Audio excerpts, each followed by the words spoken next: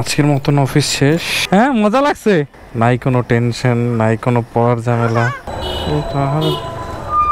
বিলাস ছিল 280 টাকা। 5 দিন মামলা দেন, দেখেন আর ওখানে গাড়ি দাঁড়াবেই। হ্যালো হ্যালো সবাই, কি অবস্থা সবার? আশা করি সবাই ভালো আছে। অফিসে যাইতেছি, এখন ঘড়িতে বাজে হলো 8:29। আমি আসি হলো বালিয়াপুর, আর আমার পিছনে আছে একটা ছোট ভাই আমার। ওরে দেখলাম যে ও সাভারে দাঁড়াই আছে ডিভাইডারের ওই পাশে, তোরা ডাইকে এই পাশে নিয়ে যাইতেছি। ওর আবার অফিস হলো বাংলা মোটর। তো ওরা চিন্তা করতেছি যে সংসদ ভবনের ওই জায়গায় নামাই দেবো, ওই জায়গার পরে ওয়েলকাম দিয়া যাবো গা, আর আমি টাইনা যাবো অফিসে। বেচারা একটু সাহায্য হইলো। তো এই হচ্ছে প্ল্যান। তো চলেন আগাই। এই সাভারের এই রোডটায় আপনার বাইক চালাইলে মেইন সমস্যা হয়েছে এই যে সেলফি গাড়ি আছে, এরা মানে প্রচুর রাফ অ্যান্ড টাফ চালায়। ওরে নামাই দিলাম। ওই যে এটা হলো কোথায়, সংসদ ভবনের সামনে। চলেন আগাই।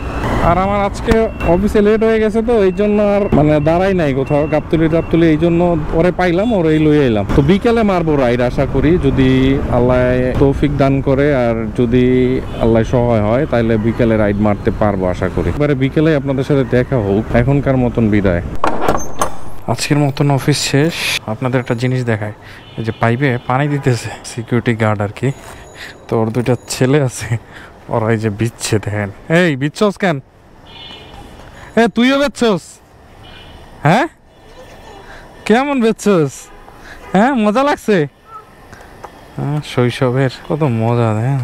নাই কোনো টেনশন, নাই কোনো পড়ার ঝামেলা, নাই কোনো কিছু। হ্যাঁ, কোনো টেনশন নাই, রিল্যাক্সে আছে। কোনো টেনশন আছে? হ্যাঁ, কি টেনশন? এবারে কি টেনশন আছে? হ্যাঁ, কি টেনশন আছে?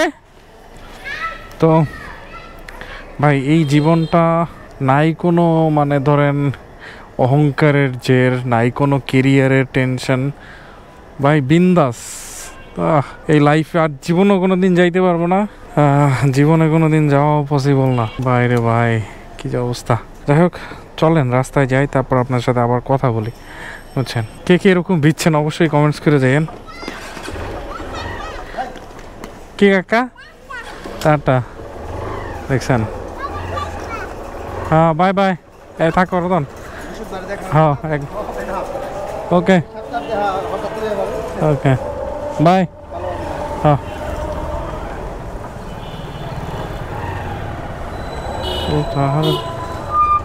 বাইরে ভাই, একে মানুষ নাকি অন্য কিছু? ভাই রে ভাই, আমি এমনই শেষ হয়ে গেছিলাম।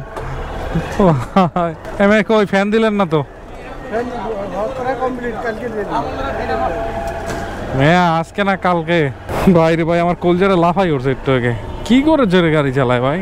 এই চিপা চাপা রোডের ভিতরে এত জোরে গাড়ি চালায় কেউ? ওকে, আইজান দিতেছে, আপনাদের সাথে একটু পরে কথা বলবো, বুঝছেন? আজানটা শেষ হোক, তারপর কথা বলবো না। এই জায়গা দিয়ে ঘুরে বেরোয়, রাস্তায় বেরোই, তারপরে কোনো রাইড টাইড পাই কিনা দেখি। আচ্ছা, আমি এখন আছি আনোয়ার খানের সামনে, বসে আছি। একটা আঙ্কেল আসছে আইসা, উনি যাবে হলো আগার গায়ে। আমি বললাম যে 150 টাকা দিয়েন। এখান থেকে কত 7-8 কিলোর মতো রাস্তা। ঠিক আছে, ভাড়া একবারে পারফেক্ট ভাড়া, কারণ এই জায়গা থেকে যাইতে যে জ্যাম পড়বে, এটা অস্থির অবস্থা। যাই হোক, যেটা হয়েছে বিষয়, কয়দিন আগে আমি আর কি একটা কাজের জন্য মিরপুর ডিওএইচএসে গেছিলাম। তো আমার আশা লাগবে তো এইদিকে আর কি। ওই সময় হলো অফিস টাইমে, আর অফিস টাইমে আপনারা জানেন যে কলের অভাব নাই মিরপুর ডিওএইচএস থেকে গুলশানের দিকে। তো আমি অ্যাপস খুলে বসে ছিলাম, তো পাইতেছিলাম না কাছে, অনেক দূরে দূরে। ইনড্রাইভ যেমন অনেক দূরে দূরে দেখায়, রিসিভ করে তারপরে যাওয়া এলাম পেইন, আর সেটা হলো গুলশানের দিকে।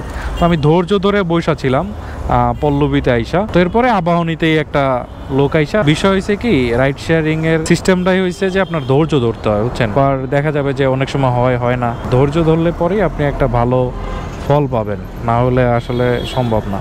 আপনি যদি তাড়াহুড়া করেন, দেখা যাবে যে আপনার ঝামেলা হইতেই আছে। ধরেন কথার কথা, একটা যাত্রী নিয়ে গেলেন কম টাকায়, দেখা গেল যে সে ঘুরাইলো, পেঁচাইলো। এর ভিতরে আপনি যদি শান্তশিষ্টভাবে বইসা থাকেন, প্যাসেঞ্জারের সাথে সুন্দরভাবে কথা বলেন, বইলে যদি একটা ভালো স্মার্ট ভাড়ায় নিয়ে যেতে পারেন, দিন শেষে আপনার রাইডও কম মারা লাগলো, কথাও কম বলা লাগলো, কষ্টও কম করা লাগছে, কিন্তু ইনকাম আপনার দিন শেষে ভালো হইলো। তো এরকম সিস্টেম ভাবে কাজ করতে হবে। খালি পাইলেই দুপধাপ মারা, এগুলা আসলে উচিত না। বুঝে শুই না ট্রিপ মারতে হবে, কোন জায়গায় গেলে কখন ট্রিপ পাওয়া যায় এগুলো সম্পর্কে আইডিয়া নিতে হবে। ওকে, দেখি বইসা থাকি, কত সময় বইসা থাকা লাগে। ঘড়িতে বাজে 4:52, ওয়েট করি। রোড নম্বর 3 আপনি চিনেন? জমজমের কোন জায়গা বলতে পারেন? ও আচ্ছা আচ্ছা আচ্ছা, ঠিক আছে, দেখ মানে সমস্যা নাই, আপনি ওইটা বসেন। পাইছি ভাইয়া, সমস্যা নাই, ওঠান চলেন। পাঠাও থেকে একটা প্যাসেঞ্জার পাইছি, ওনার নিয়ে যাবো উত্তরা। চলেন, 300 কত প্লাস 380 টাকার মতো ভাড়া দেখাইছে, চলেন আগাই। আমাদের বাঙালিদের সমস্যা কি জানেন? না না না, আমি ক্যামেরার সাথে কথা বলি ভাই, আমি ক্যামেরার সাথে কথা বলছি ভাই। যেটা হলো আমরা রুলস বুঝি না, আমাকে বুঝাই দেওয়ার লাগে একজন পুলিশ কনস্টেবল, মানে ট্রাফিক পুলিশ যারে কয়, থাকতে হয়। সে না থাকলে আমরা ভুল করে ফেলি, আমরা এখনো দুধের বাচ্চা, বুঝতে পারছেন? এটা সমস্যা আমার, এগুলা কোনোদিন শুধরাইতে পারবো না আমরা ভাই। এই যে দেখেন, এই যে এই গাড়িগুলো এই জায়গায় দাঁড়াই আছে, সামনে কিন্তু একটা স্টপেজ আছে, আমি আপনাদের দেখাই দিছি। চলেন সামনে, এখানে এই যে ডানের এই জায়গা থেকে বনানী গুলশানের এদিকে ঢুকতো, এটা বন্ধ করে দিয়েছে কারণ এই জায়গা জ্যাম পড়ে। সামনেই কিন্তু এই যে কত সুন্দর বাস স্টপেজ আছে, কিন্তু এই জায়গা থেকে কেউ বাসে মানুষ যাবে না। তার আগেও কাহিনী হয়েছে, ওই জায়গা দিয়েই মানুষ উঠতে হবে। অনেকগুলো মানুষকে তো ধরে ধরে আপনি মামলা দিতে পারবেন না, কারে পারবেন? গাড়িকেও দিতে, কারণ গাড়ি কম। গাড়িতে সুন্দর মতন দাঁড়াইলেই পরে ঠাস ঠাস করে মামলা দেন, 5 দিন মামলা দেন, দেখেন আর ওখানে গাড়ি দাঁড়াবেই।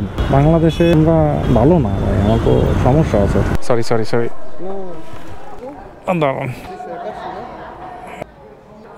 হ্যাঁ 380, 300 টাকা। থ্যাংক ইউ ভাইয়া, ভালো থাকেন, অনেক ভালো লাগলো, আপনি একটা ভালো মনের মানুষ। হ্যাঁ ভাই, আমি খুলে দিই ভাই, আমি খুলে দিই। ভালো হয়েছে। ও আমার চ্যানেল ভাই এই যে ছোট একটা, বুঝছেন, আমার 1 বছর। ও আমার ইয়া ছোট, দাঁড়ান দেখাই আপনাকে, এই যে বেশি বড় না। এটার জন্য কি ইউজ করতে হয়? এটা গোপ্রো, এটা কনভার্টার ভাইয়া। এটা মানে লাগানোর জন্য কি ইউজ করতে হয়? এই যে এক্সট্রা কিনে নিতে হয় না? হ্যাঁ, এক্সট্রা কিনে নিতে হয়, বুঝছেন।